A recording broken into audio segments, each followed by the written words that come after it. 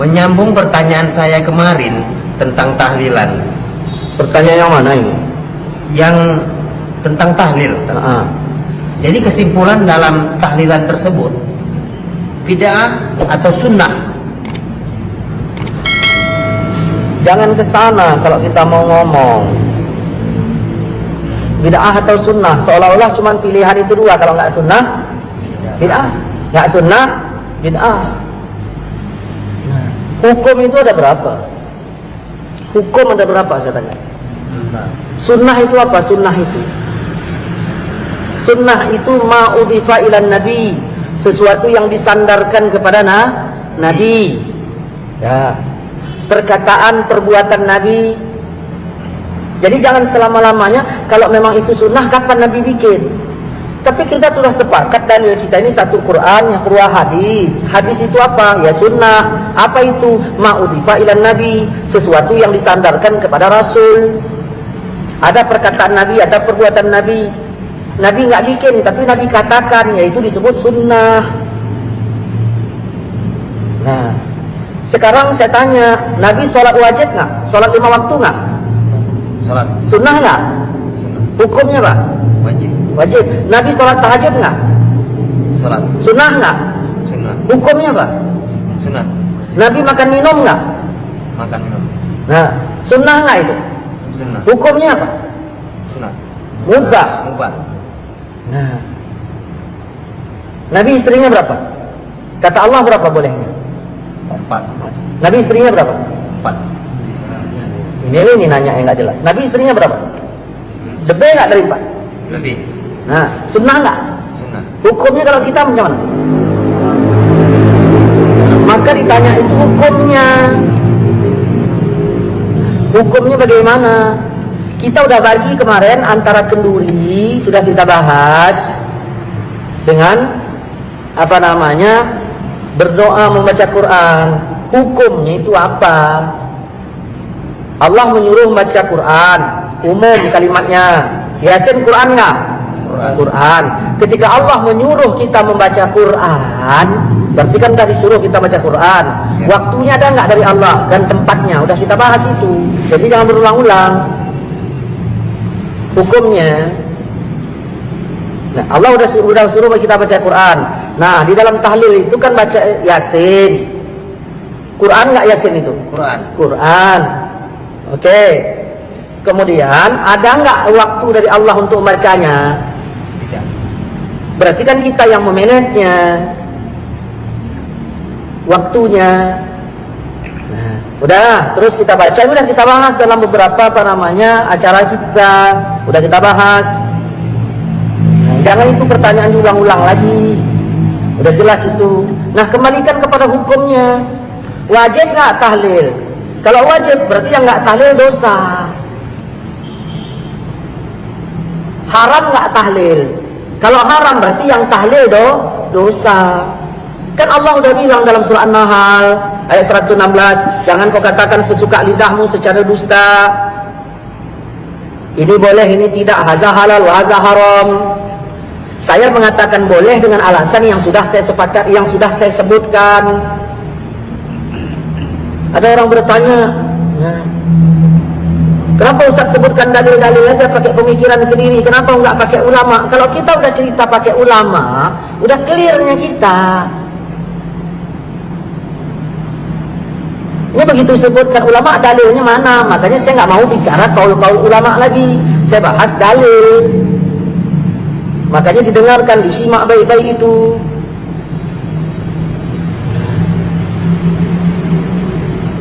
Jadi kita baca baca Pak Yasin.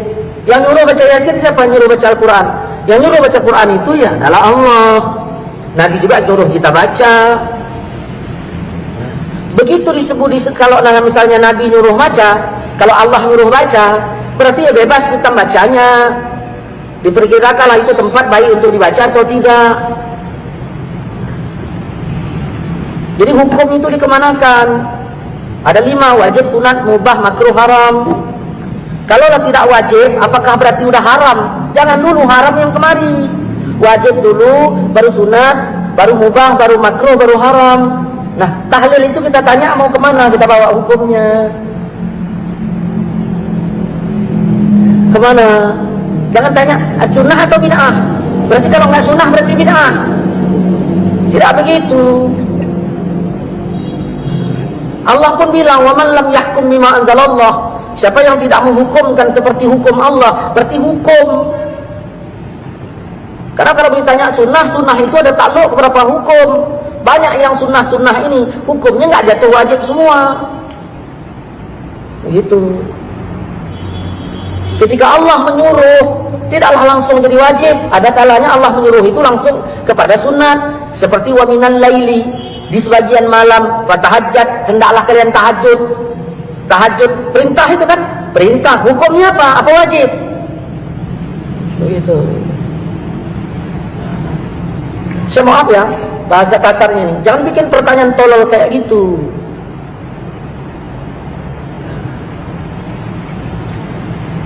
Oke lah Ustaz. Ada satu pertanyaan lagi. Kalaulah boleh membaca Al-Quran di tempat orang meninggal itu, apa manfaatnya Ustaz? Ini pendapat, nanya pendapat saya, apa nanya keterangan? Begini, dah, ya.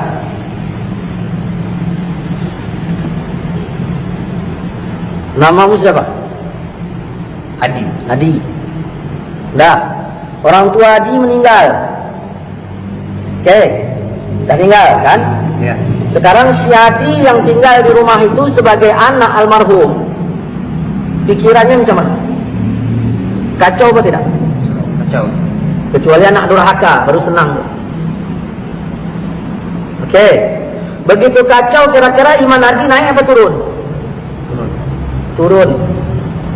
Apa yang disuruh agama terhadap saya sebagai jirannya si Adi?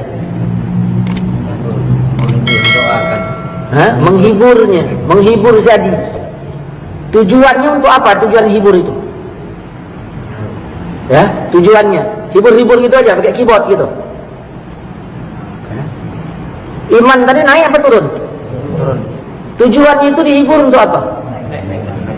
Supaya terhibur dan sekali apa imannya naik. Ya, tujuan itu supaya imannya naik. Apa kata Allah dalam Quran? Quran sebagian dalil apa enggak? Dalil. Wa iza tuliyat alaihim ayatuhu zadathum imana. Kalau dibacakan Quran imannya nambah. Kau beriman enggak? Beriman kan?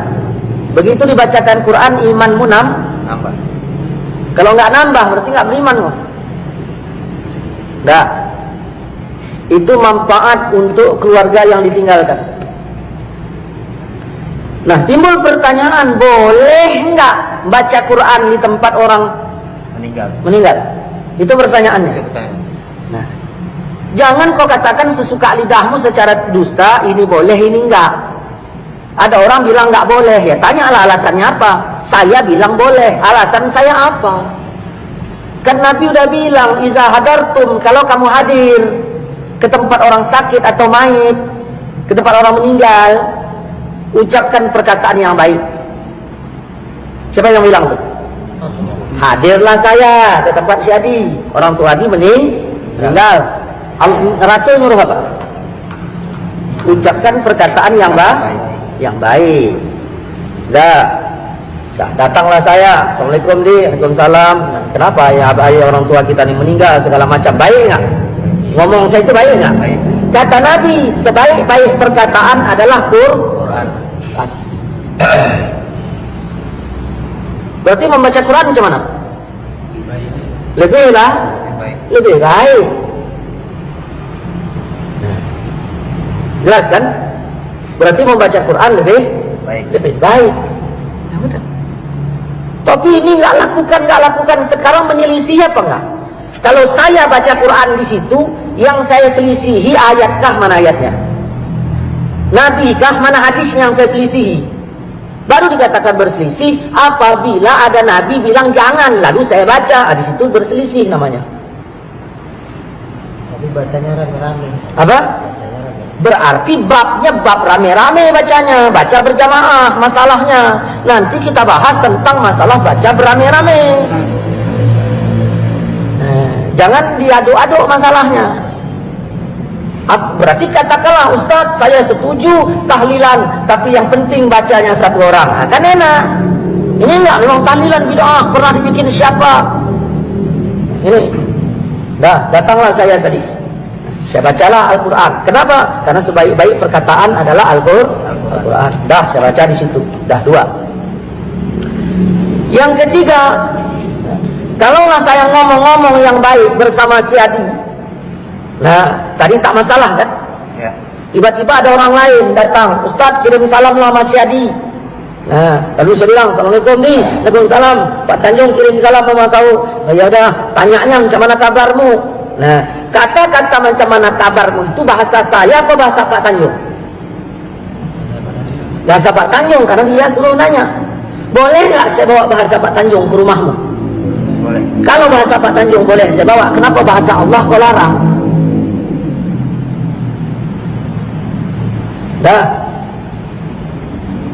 Kemudian baca Quran ini bagian dari zikir apa tidak? Zikir. Bagian dari zikir, jelas ya? Bagian dari zikir. Inna nahnu nazzalna zikra. Sesungguhnya kami turunkan zikir, itu maksudnya Quran. Zikir. Kata Nabi dalam riwayat Imam Muslim, perumpamaan orang yang zikir dengan yang enggak zikir itu kayak yang hidup dengan yang mati. Bayangkan yang melayat kita ada 20 orang. Yang baca Quran 5, yang 15 enggak. Yang baca Quran digolong zikir apa enggak? Yang enggak baca Quran digolong enggak zikir kan? Berarti sama dengan mati kan? Ini yang heran kita ketika kita datang ke tempat orang meninggal, cerita entah apa-apa, masalah pemilu begini begitu, nggak ada yang nyalahkan. Begitu ditarik ayat, langsung ada yang nyalahkan. Ini paham seperti apa ini? Kalaupun dia bilang apa namanya, ya kami nggak baca, itu urusannya. Kau nggak baca, yaudah aku pun nggak salahkan kau yang nggak baca. Tetapi kami yang dibaca jangan dituding. Ini begitu kita angkat ke YouTube, kapan ke YouTube, ke Facebook, kayaknya kepanasan. Ada apa ini rupanya? Kita menjelaskan, makanya yang kita jelaskan ini kan kepada teman. Saya Facebook ini punya teman, saya kompir, artinya untuk teman saya. Kalau memang pemahamannya beda, ya jangan jadi teman saya. Saya ingin mengingatkan teman-teman, beginilah cara menjawabnya. Nggak ada saya singgahan teman-teman Facebook Wahabi itu sebegini-begini, enggak. Yang kepanasan macam-macam. Masya Allah. Ya. Udah. Ini baru 3. Ya. Kemudian ini berbicara manfaat kan? Ya. Berbicara manfaat. Baiklah, Ustaz. Jadi tunggu dulu, belum selesai. Jangan main baik-baik. Ada orang nelpon saya, Assalamualaikum Ustaz, Waalaikumsalam. Ya, si Polan meninggal. Siapa? Ayah si Adi. Saya bilang apa? Innalillahi. Innalillahi itu apa? Kembalikan Al-Quran. Innalillahi itu Quran. Kalau pertama kematian saja kita dikembalikan kepada Quran, kenapa dilarang membaca Quran di waktu yang lain? Kemudian mau ditanya apanya lagi? Sampai enggak kepada almarhum? Kan begitu. Sampai.